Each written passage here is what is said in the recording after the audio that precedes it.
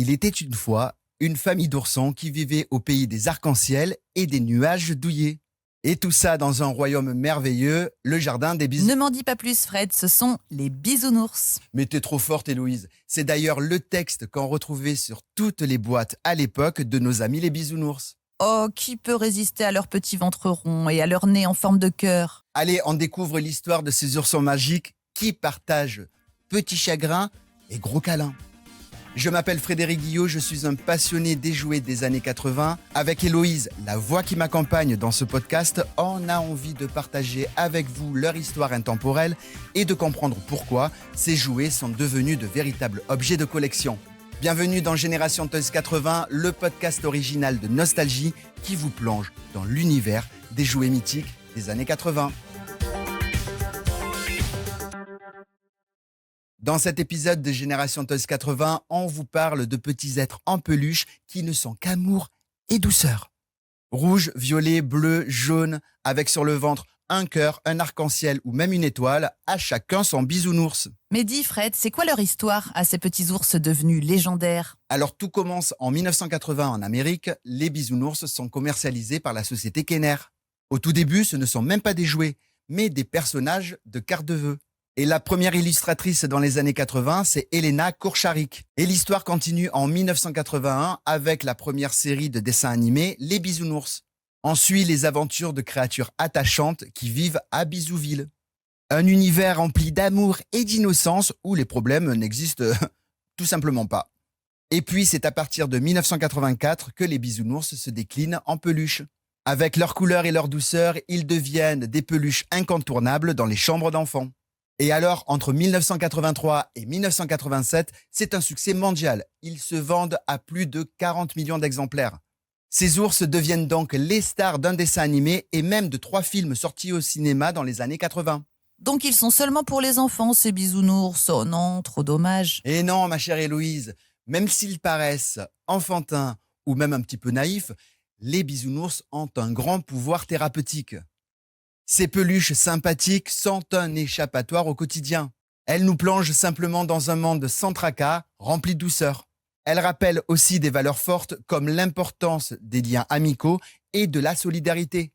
Des valeurs qu'elles utilisent pour lutter contre le mal. L'entraide, c'est quelque chose de primordial pour ces ours, si je comprends bien. Tu ne crois pas si bien dire, leur nom anglais Care Bears veut dire tout simplement les ours qui aident. Et comme chacun d'eux a un caractère bien marqué, on s'identifie facilement à eux. Après ce voyage dans l'histoire des bisounours, on va découvrir ces peluches avec chacune son style et son caractère. À l'origine, les bisounours, c'est une grande famille qui s'étend sur 4 générations. On le voit derrière moi d'ailleurs. Alors, dans la première, on en compte 10. Bon, vous connaissez forcément Grognon. C'est l'ours bleu qui possède la pluie, un éclair et un nuage sur son ventre. Il y a aussi Gros Bisou, avec un cœur sur son ventre. Et puis Gros Dodo, avec la lune et une étoile. La deuxième génération apparaît dans les années 80 et 2000 et c'est la génération la plus connue. On y retrouve 11 petits ours comme par exemple Maminours avec une rose sur le ventre.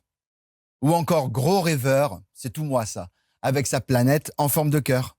Ça fait beaucoup de monde et beaucoup d'amour, tout ça. Et la troisième génération arrive en 2004 avec 6 nouveaux bisounours dans la famille. Ils ont des noms différents, comme par exemple Sixtoon.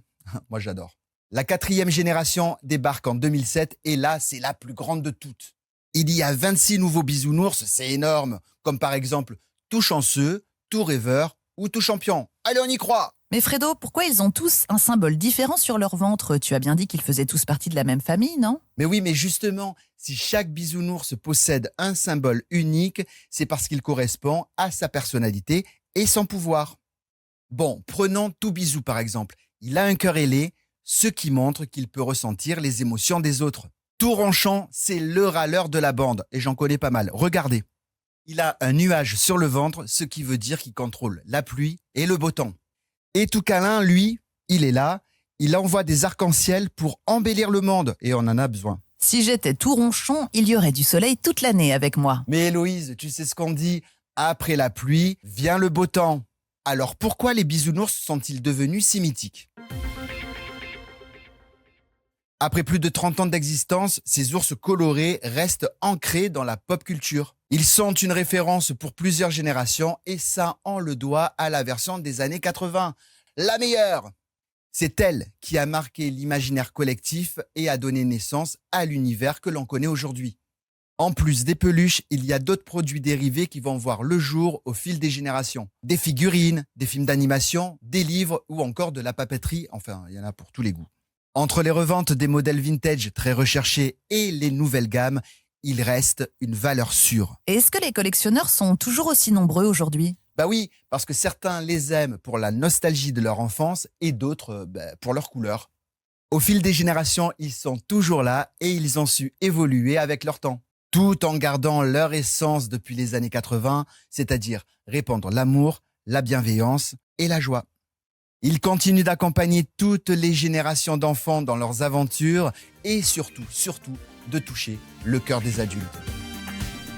Merci d'avoir écouté et regardé cet épisode de Génération Toys 80, le podcast original de Nostalgie qui vous plonge dans l'univers des jouets mythiques des années 80.